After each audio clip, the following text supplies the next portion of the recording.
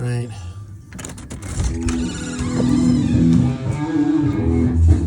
I've been breaking this cabin now for 2 days, probably running 12 or 14 hours. So I did about 6 or 8 with the Bogner, about 6 or so with the triple. We've only been on the 800 for a few. There it is. So let's see what's going on. This is going to be the definitive mic placement video. Who's excited? Who wants a definitive mic placement? There you go. I just sold the Mesa cabinet, so it's onward and upward. All right, so yeah, mic placement, right? Because I've broken this thing in now about 10 hours. I'm not really sure if this 800 is the best, because the top is a little intense on this amp. You know what? I'll cut this, but we're gonna get the world famous amp, mobile amp thing going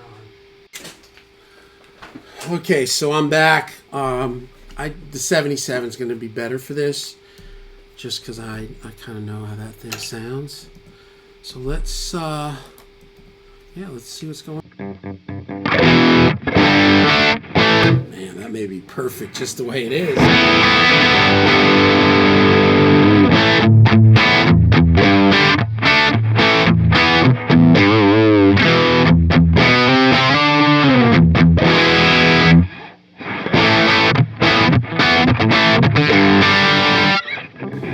So we've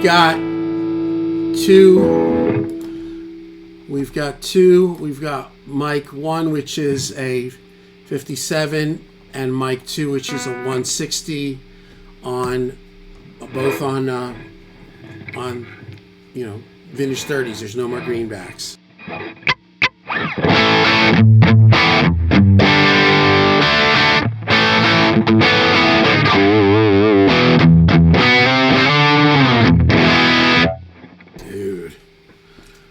I'm so stoked. So this is a Bogner standard 412 straight with all vintage 30s, 16 ohms. So I switched my, look at that. Okay, so let's take a gander.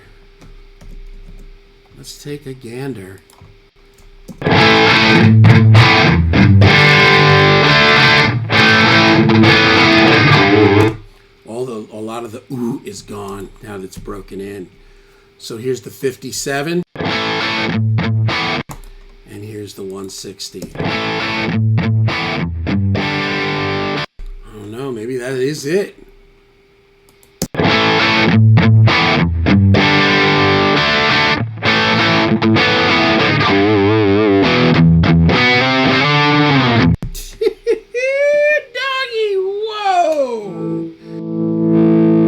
I'm gonna play a little bit. Try that blues driver.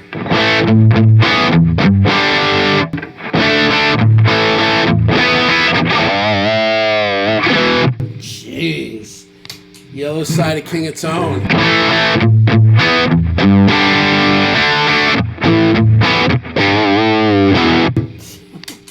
$808.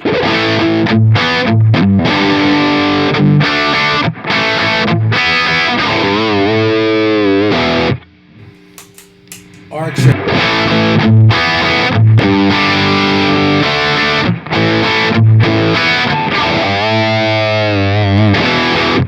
Good Lord. Yellow side of King of Tone.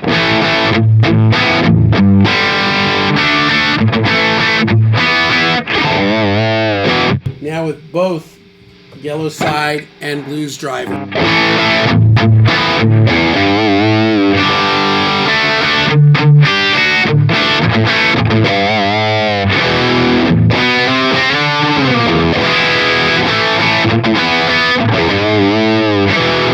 Good Lord. Wow.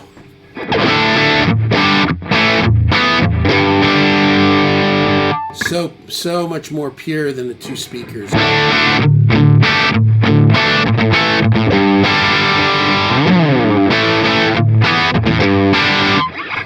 don't know, man. It just sounds like it.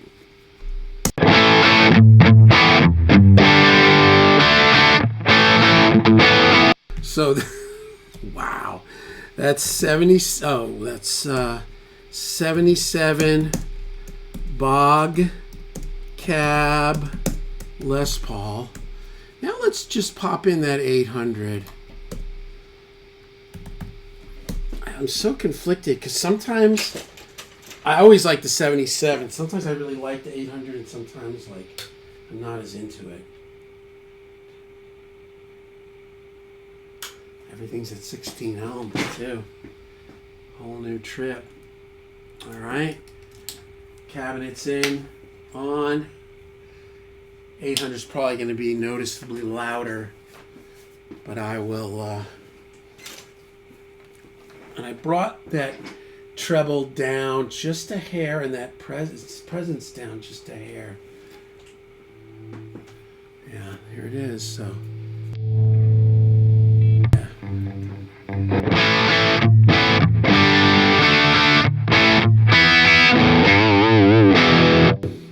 Let's try this. So this is straight in. This has got a little bit more attack, like brightness or something. Here we go.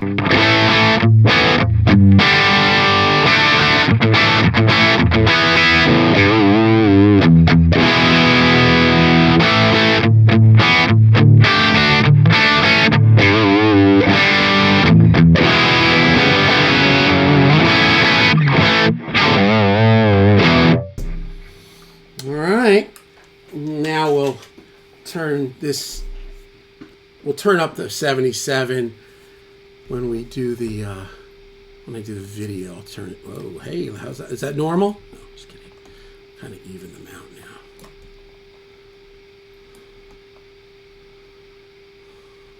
So here's the 800.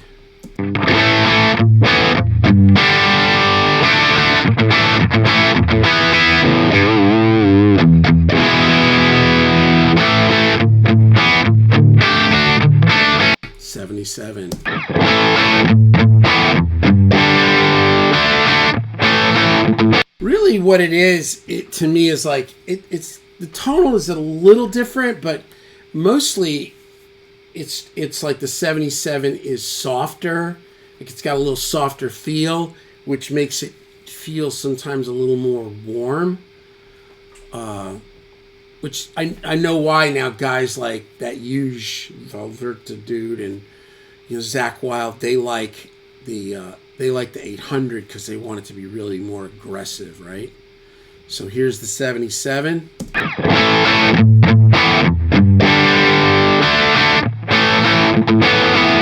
And 800.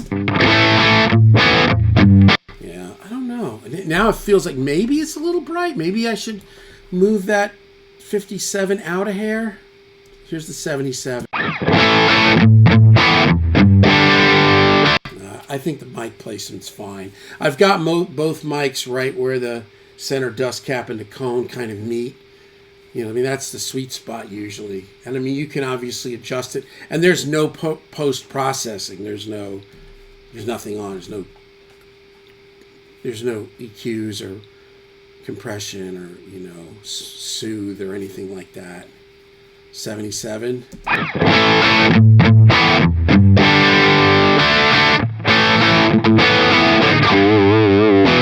800.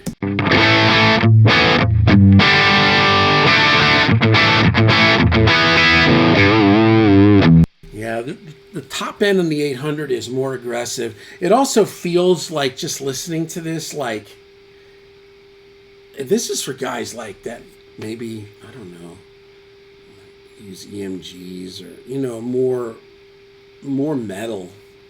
Definitely more metal to me. 800.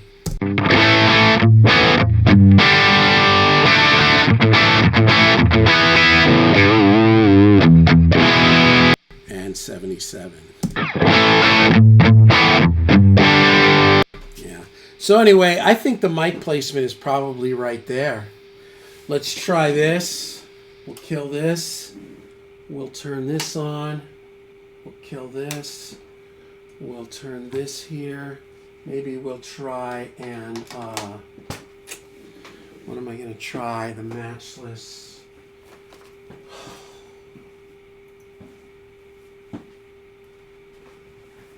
I'll grab my Strat.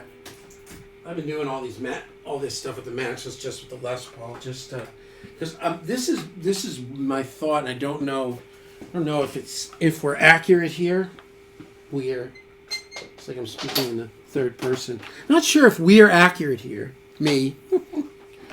But if I called Kevin Shaw, who's my amp guy, who's totally awesome, I said, I think maybe my matchless needs fresh tubes.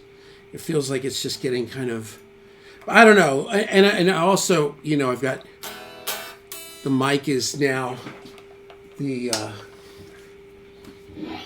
don't know, let's just see.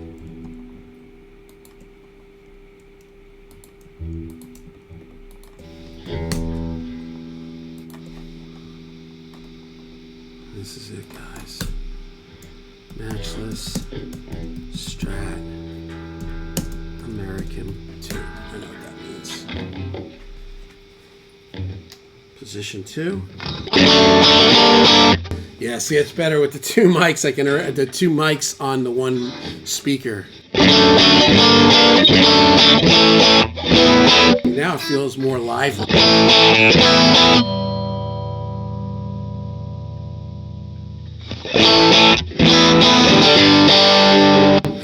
I had the cut completely off. I don't know. I was trying that.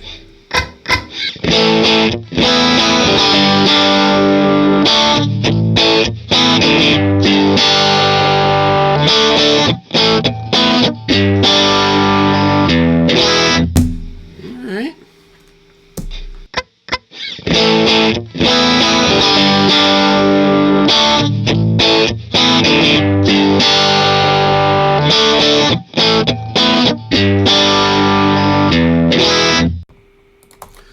That's nice. Maybe it is fine. Maybe I've just been, I don't know. So we're going to try one more thing. Stay with me.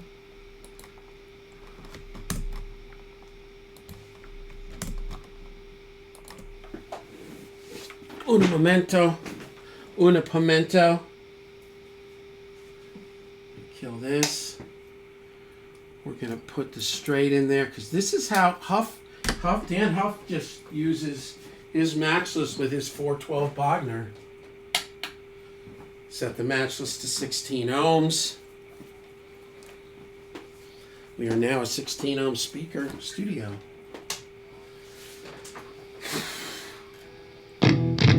So the first pass there was the matchless open back. Same microphones, but going through some APIs. Let me get rid of this. There we go.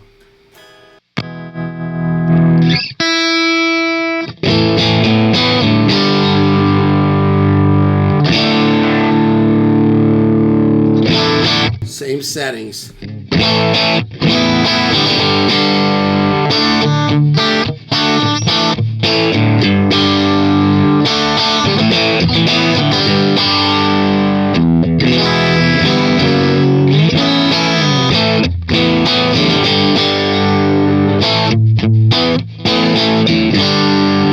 It's weird. The closed back with the matchless, like I can hear like there's like this thing, right?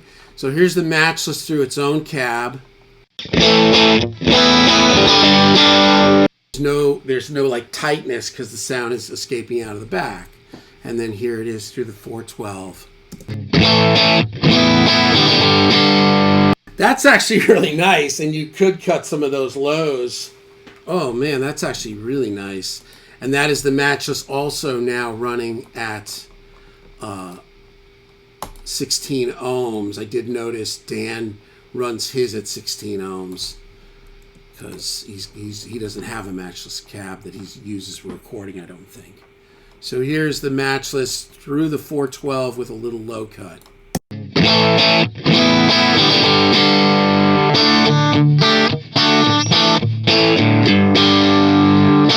now I kill that. Now just no EQ. Here's the open back.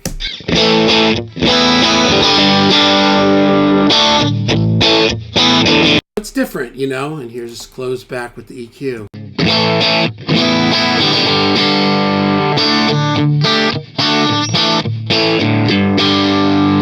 Yeah, I don't know. What do you guys think? It's kind of nice on both in their own way. So, matchless open back, matchless cab.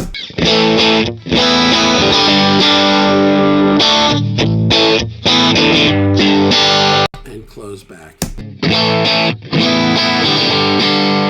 I kind of like that. That's so crazy. So that would be like, whoa. Just, you know, still have the matchless cab there, but I could even run the matchless at 16 ohms. So there you go. Back to the beginning. Here's the 800 through the Bogner cab. 77. Yeah.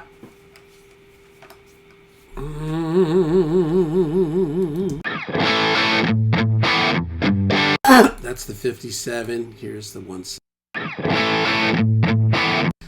57.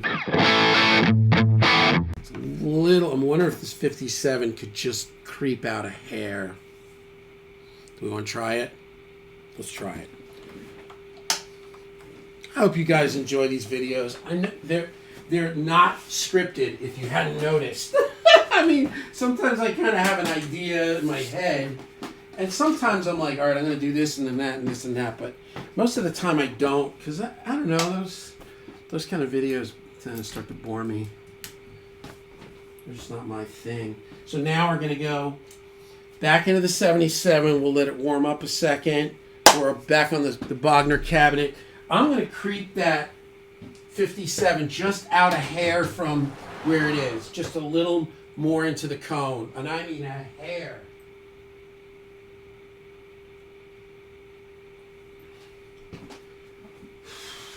Shut this light off.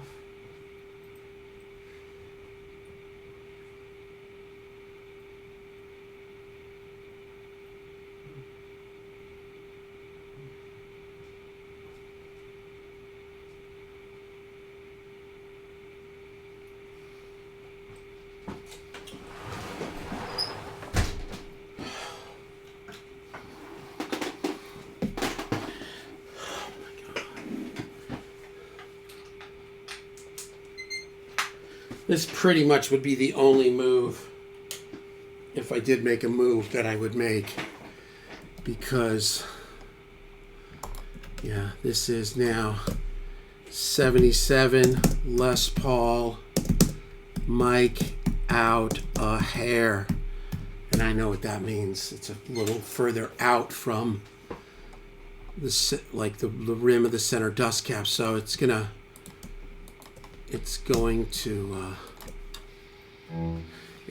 be a little darker in theory. So we're going to do the tick tick and play for a second here. So this is 77, same settings. Just giving it a second to kind of warm up.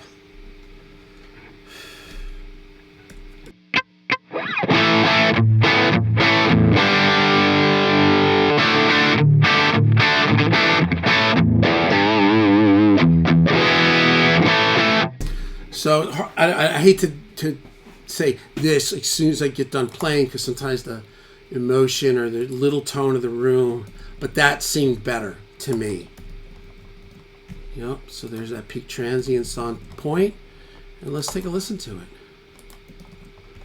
We'll turn it up so it's all even, mixed even.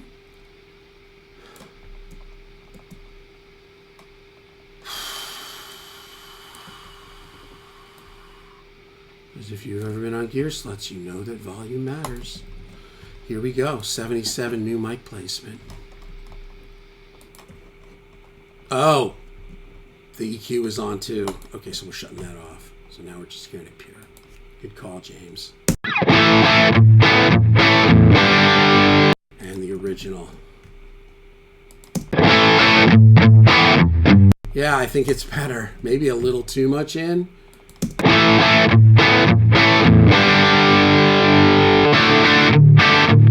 No, that's good. That's better. Original. Yeah, well, yeah, I mean, that's... I could EQ a little different. I don't know. I like the tone like that.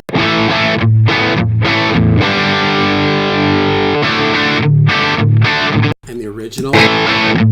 Yes, yes, yes. It's got more ooh, too. That's where I'm staying. And then what I just have to do is just make all the amps jive to that.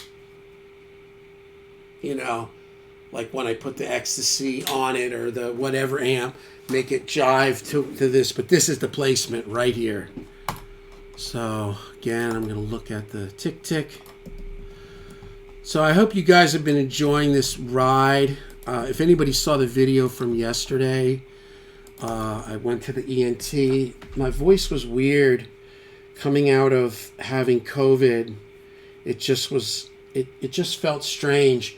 And I think more than anything, well, they did a scope and the scope was perfect.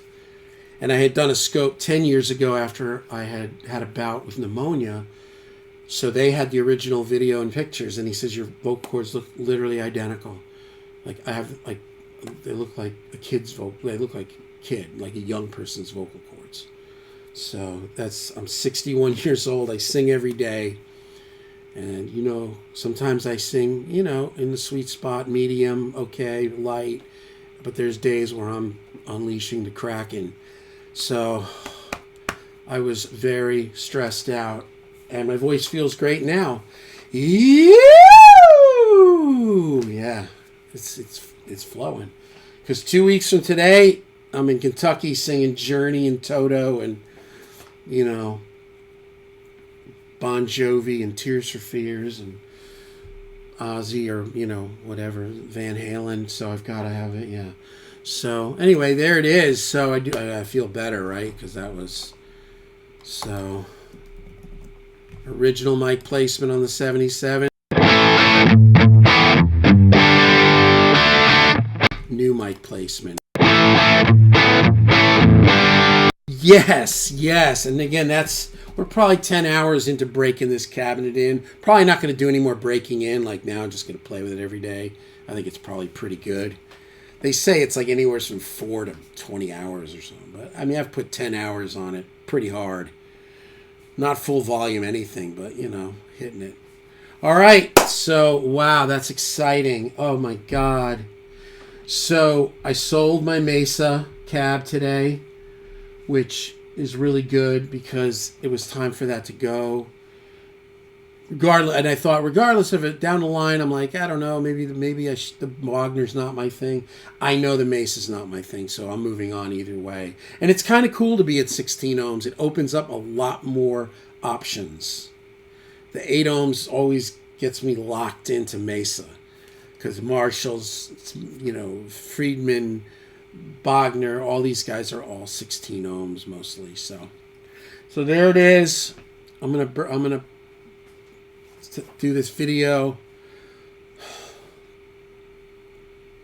Anyway, I was so stressed about my voice, and it was good to get a clean bill of health. They got a new doctor there. I got to meet him. He's a great dude. All his helpers, everybody was really good. I think it was at Vanderbilt.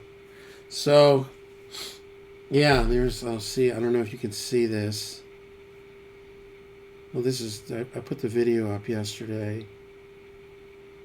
Where is it here? I don't know if you could see that.